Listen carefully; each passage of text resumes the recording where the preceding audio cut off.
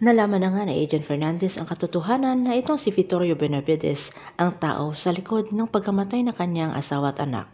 At sa loob mismo ng opisina ng NLEA ay hinampas ni Agent Fernandez ang ulo nito sa ulo ni Vittorio Benavides na kahit paano ay masaktan niya ng kaunti itong si Vittorio Benavides, ang tao na pumatay sa kanyang pamilya.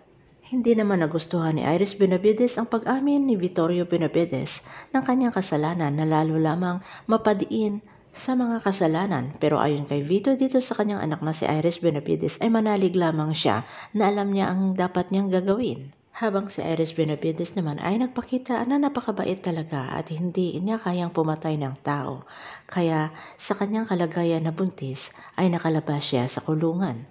Na ang pakay ay ipaalam ang kanyang kalagayan dito kay Tyrone De Vera at sa pagharap ng tatlo, Jasmine Flores, Tyrone at Iris Benavides ay sinabi nito ni Iris ang kanyang kalagayan na kukunin niya ang nararapat na nasa kanya na wala siyang pakailam kahit na unang nabuntis itong si Jasmine Flores sa kanilang anak ni Tyrone De Vera ay ngayon buntis rin siya sa kanilang anak ni Tyrone. Pero ayon kay Tyrone ay dapat ding managot sa kasalanan nitong si Iris Benavides na siya ay lumabag sa batas rin. Nakatulad ni Tyrone at Lily ay susuko na rin ito sa batas at iniwan ang responsibilidad dito sa kay Jasmine Flores para tumingin sa kay Camila. Na sa pag-uusap ni Lily at Jasmine Flores ay sinabi na nga ni Lily na binibigay niya na ang responsibilidad dito sa kay Jasmine Flores dahil susuko na siya sa batas. At tulad ng inaasahan ay nagpakananay si Jasmine Flores dito sa kay Camila at nagkaroon pa ng party.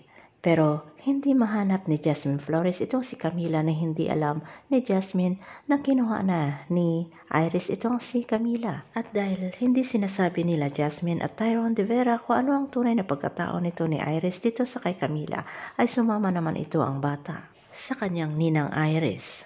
Kayang saktan ni Iris Benavides ang inaanak niya si Camila. Abangan na lang natin ang susunod na episode dito sa Lavender Fields.